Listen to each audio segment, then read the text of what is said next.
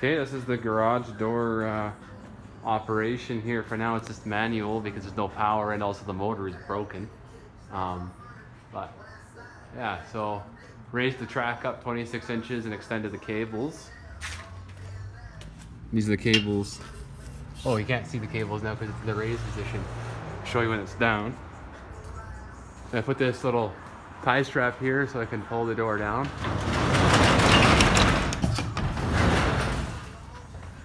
And then there's a improvised floor plate here made from a spare hinge. I added a manual latch.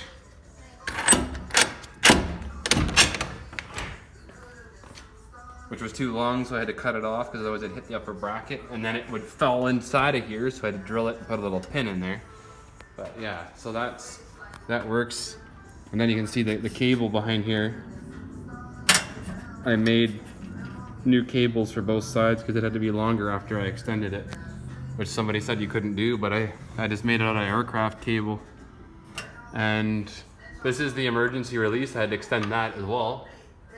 I only need to use that if the motor was actually working. But this is a different style that I've ever seen. But apparently you can't get parts for it, so I'm hoping I can get it to work. I think there's something wrong with the circuit board. But it's nice because it's not a trolley operator, which would be right in the way there, right? Right now the whole top is all open, which is lovely. But I've got the guts out of it right now. The circuit board and the motor are off. And this is up pretty much as high as I can get it, the spring tube assembly. It's really hard getting that left-hand side in there. And I modified the track. Right there is the section that I extended from the spare track. I cut that and modified it in there and kicked it out at a little bit of an angle.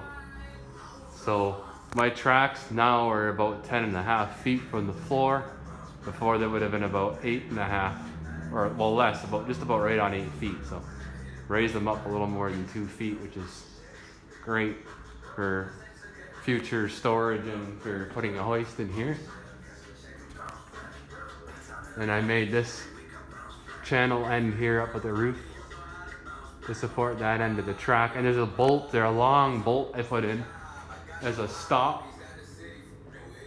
The door doesn't seem to want to go that far, but just in case you don't want it to go right off the end of the tracks, that would be a no good thing. So yeah, that's it there, and all installed.